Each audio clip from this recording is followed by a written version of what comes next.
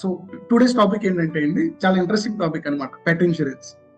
So చాలా మంది అనుకుంటూ ఉంటారు, ప్రదీప్ నాకే ఇన్సూరెన్స్ లేదు, నాకున్న పెట్కి తీసుకోవాలని చెప్పి. నవ్వొస్తుంది కదండి. ఏంటి, కుక్కలకి పిల్లికి ఇన్సూరెన్స్ కూడా ఉంటుందా? ఎస్ అండి, ఈస్ దేర్. అండ్ ప్రీమియమ్స్ కూడా మనం అనుకున్నట్లు, మనకన్నా తక్కువైతే లేవండి, మనతో పాటు ఉన్నాయి వాటికి కూడా ఇన్సూరెన్స్ ప్రీమియమ్స్ కూడా. సో పెట్ ఇన్సూరెన్స్ అనేది మనకి రీసెంట్ గా చాలా పాపులర్ అవుతున్న ఇన్సూరెన్స్ టైప్ అండి. సో ఇప్పుడు మీరు చూసుకుంటే హెచ్డిఎఫ్సి కానీ, బజాజ్ కానీ, ఫ్యూచర్ జనరల్ కానీ, so they are offering many policies to the pets అండి. సో అసలు పెట్ ఇన్సూరెన్స్ లో మనకి ఏమేమి కవర్ అవుతాయి ఫస్ట్ అనేది. సో ఏమేమి కవర్ అవుతున్నాయి దానికన్నా అసలు ఎందుకు పెట్ ఇన్సూరెన్స్ ఎందుకు మనకి. సో ఇప్పుడు జనరల్ గా మనం మన ఇంట్లో ఒక పెట్ ఉంటే ఎలా చూస్తూ ఉండే దాన్ని.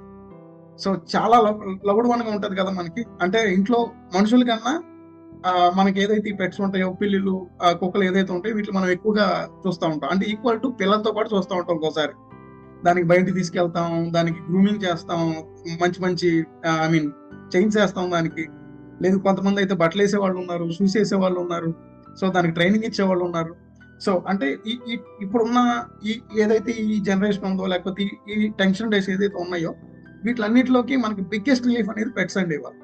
సో జనరల్ గా చాలా మంది ఇంట్లో చిన్నపిల్లలు ఉంటే రిలీఫ్ అంటారు, బట్ వాళ్ళ చిన్నపిల్లల కన్నా ఎక్కువ, ఎందుకంటే ఇది మనం చెప్పిన మాట ఉంటుంది కదా. సో స్టార్టింగ్ అలర్ట్ చేస్తుంది, బట్ మనం చెప్పిన మాట ఉంటుంది, సో మనం బాగా చెరీస్ అవుతాం దాంతో. సో ఇలాంటి ప్రస్తుతం ఇలాంటి డేస్ లో మనకు కనుక ఒక మంచి పెట్ ఉంది, మంచిగా కొనుక్కున్నాం, 10,000 12,000 పెట్టి కొనుక్కున్నాం, లేదు ఒక 50,000 పెట్టి కొనుక్కున్నాం పెట్ ని. ఇన్ కేస్ సడన్ గా అది సిక్ అయితే ఏం పరిస్థితి, ఎక్కడికి తీసుకెళ్ళాలి? ఓకే, మన near by veterinary hospital తీసుకెళ్తామండి.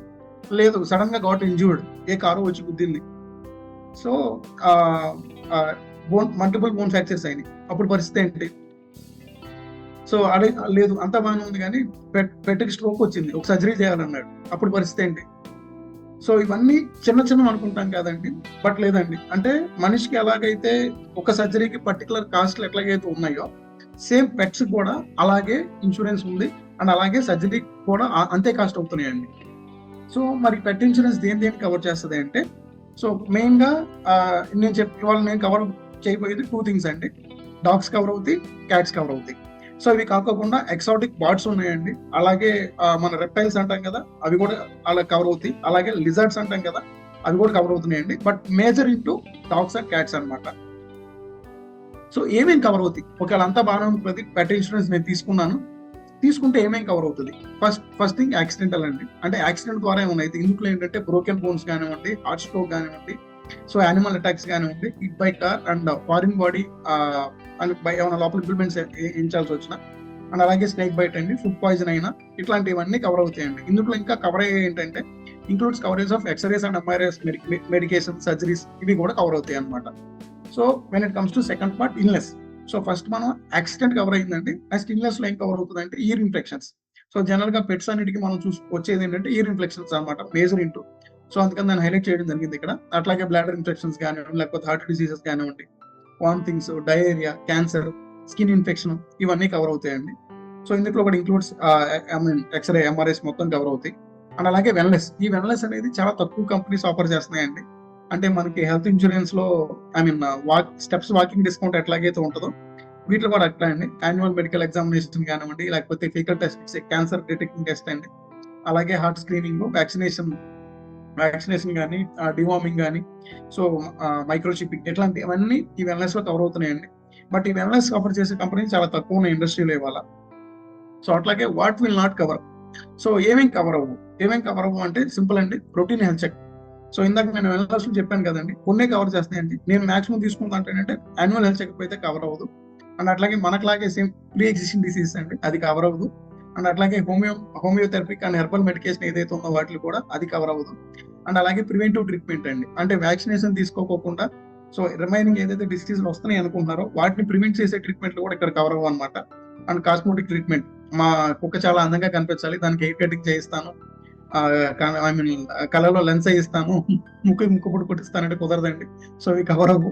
And అట్లాగే ప్రెగ్నెన్సీ రిలేటెడ్ ఎక్స్పెన్సెస్ అనమాట, nothing but mortality and maternity related expenses కూడా కవర్ అవ్వండి. సో కొన్ని కంపెనీస్ అయితే మెటర్నిటీ కవర్ చేస్తాయి, బట్ ఈ చాలా తక్కువ లిమిటెడ్ కంపెనీస్ లో మెటర్నిటీ ఉందండి. అండ్ అట్లాగే మరి ఓకే ప్రదీప్ అంతా బాగానే ఉంది, సో ఎందుకు కావాలో చెప్పారు, ఏం కవర్ అవుతాయో చెప్పారు. నిన్న ఇంకొకసారికి ఏమి కవర్ అవ్వకూడదు చెప్పారు. అండ్ అట్లాగే ఇక్కడ మరి ఎలా తీసుకోవాలి అంటే మన సేమ్ ఎవరైతే హ్యూమన్స్ ఉంటారో వాళ్ళలాగే ఎంట్రీ ఏజ్ ఎగ్జిట్ ఏజ్ ఉంటుందా అంటే yes and is there. So insurable age group ఏంటంటే మినిమం 6 months ఉండాలండి. మీకు కుక్కకైనా పిల్లికైనా సరే 6 నెలల వయసు ఉండాలి. అక్కడ నుంచి 4 years 4 years వరకు ఒక స్లాబ్ అండి.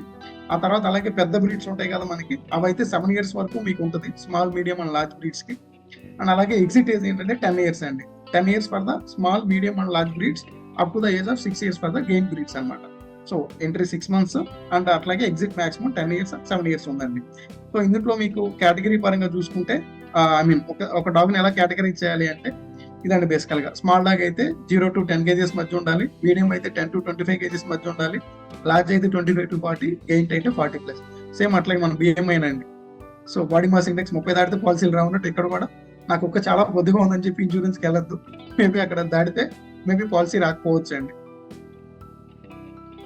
సో అసలు ఏమేమి కవర్ అవుతాయి అంటే ఇందాక మనం మాట్లాడుకున్నాం. మళ్ళీ ఇందులో కవర్ అయ్యేది ఏంటంటే I mean fennel cost cover అనమాట. అంటే మనం చెప్తాం కదా మోర్టాలిటీ బెనిఫిట్, అంటే ఇక్కడ నుంచి మనం ఏదైతే సెరమోనీ ఉందో దానికి తీసుకెళ్తే కాస్ట్ కూడా ఇక్కడ కవర్ చేస్తాడండి.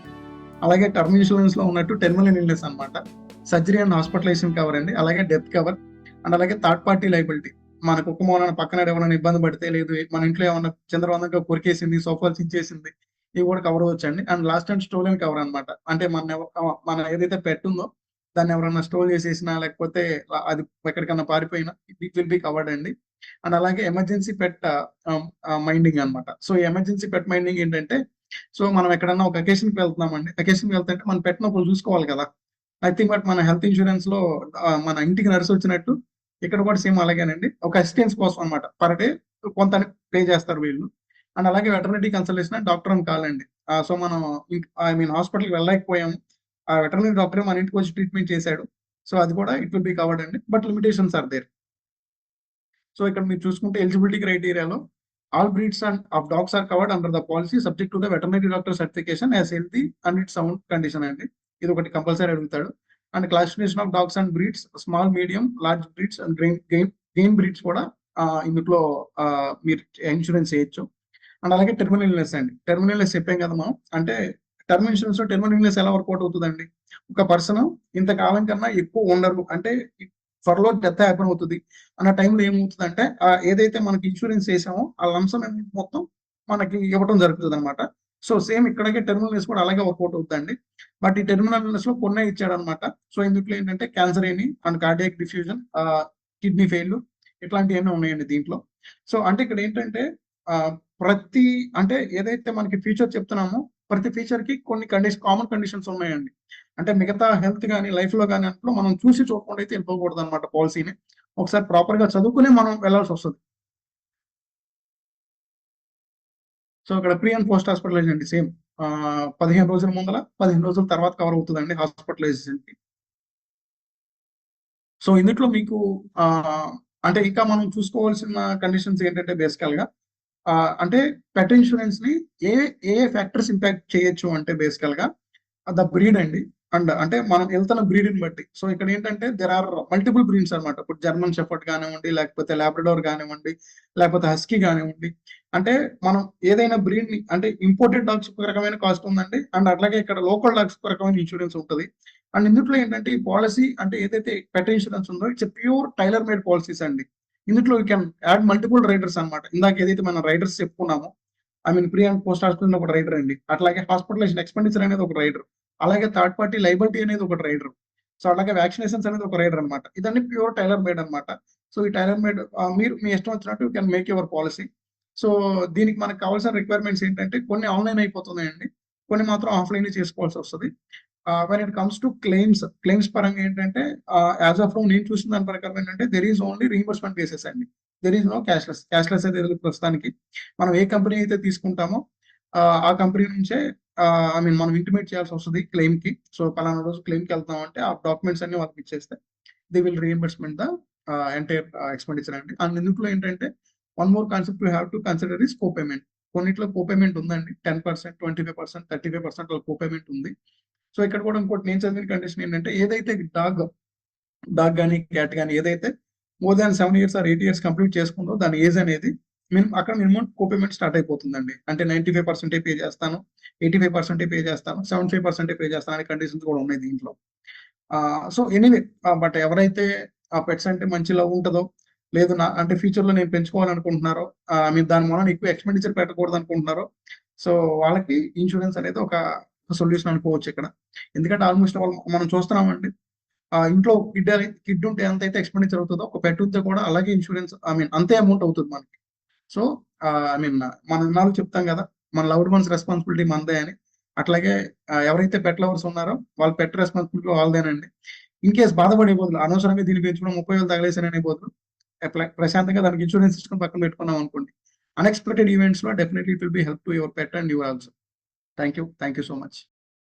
If you like the content in the video, please like and share the video and subscribe to our YouTube channel. If you need any personal appointment, do call us to the below number.